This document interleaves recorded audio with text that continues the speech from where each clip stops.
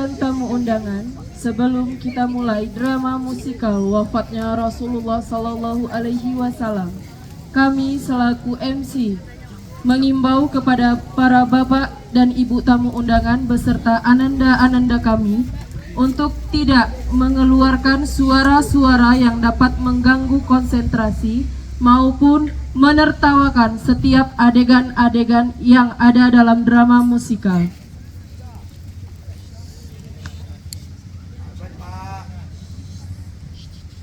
Para hadirin dan tamu undangan, marilah kita saksikan drama musikal wafatnya Rasulullah Sallallahu Alaihi Wasallam.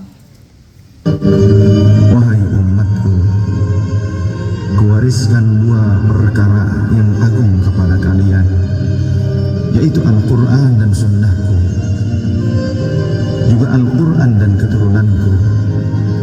Barang siapa yang mencintai Sunnahku dan keturunanku, maka mereka telah mencintaiku, dan kelak orang-orang yang mencintaiku akan masuk ke dalam surga bersama denganku.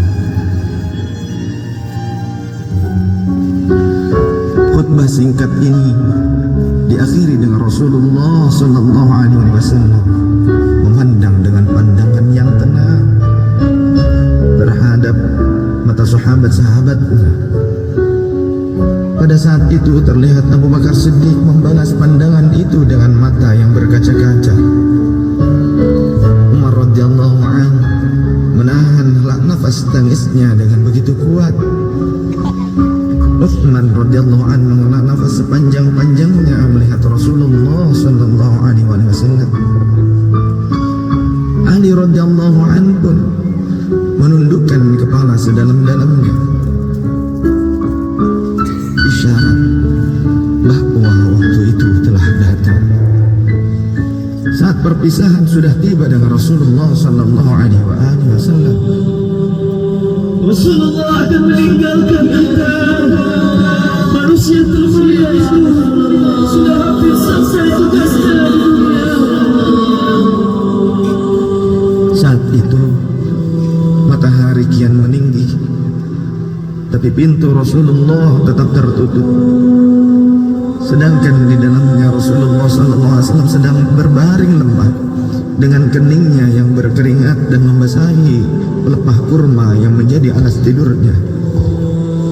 Tiba-tiba dari luar pintu terdengar seseorang yang mengucapkan salam. Assalamualaikum, bolehkah saya masuk? Lalu Fatimah membuka pintu seraya berkata, Waalaikumsalam, maafkanlah aku, ayahku sedang demam. Lantas Fatimah membalikkan badan dan menutup pintu. Rasulullah Sallallahu Alaihi Wasallam mendengar jawaban Fatimah.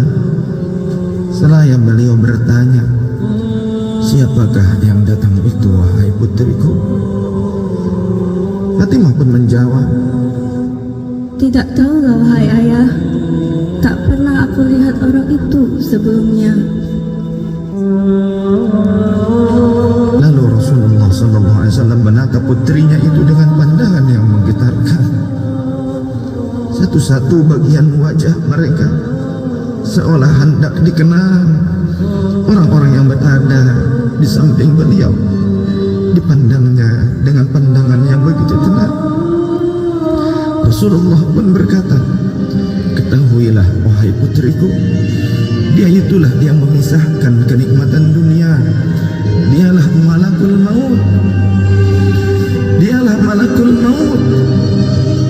Maka Fatimah pun menahan ledakan tangisnya di depan ayahnya karena mengetahui ajal ayahnya sudah dekat. Lalu malaikat Israel dan Jibril datang menghampiri Rasulullah Sallallahu Alaihi Wasallam. Akan tetapi Jibril tidak mau mendekat kepada Rasul. Jibril hanya menunggu di langit pertama. Lantas Rasulullah bertanya, wahai Jibril, jelaskan apa hakku di hadapan Allah Subhanahu wa Ta'ala. Rasul berkata dengan penuh kelemahan. Lantas malaikat Jibril pun berkata, Ya Rasulullah,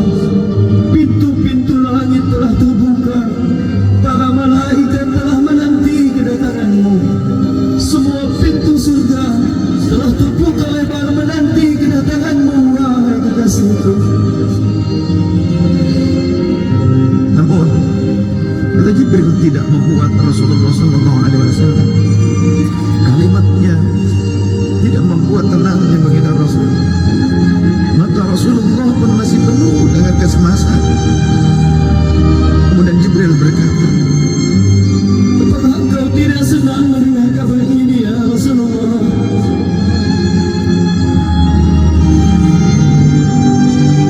kemudian Rasul pun berkata, kabarkan kepadaku bagaimana nasib umatku kelak wahai Jibril. Lalu Jibril menjawab, Jangan khawatir ya Rasulullah. Aku telah mendengar Allah telah berfirman kepadaku, Kuharamkan surga bagi siapa saja kecuali umat Muhammad telah berada di dalamnya. detik-detik wafat Rasulullah semakin mendekat dan tibalah saatnya malaikat Israel menjalankan tugasnya. Perlahan-lahan roh Rasulullah SAW ditarik dari tubuhnya. Tampak seluruh tubuh Rasulullah bersimpah penuh. Ulat menutup wajahnya dengan tangan. Kembali mendekatkan telinga Rasulullah SAW yang mulai kebiruan. Atas Rasulullah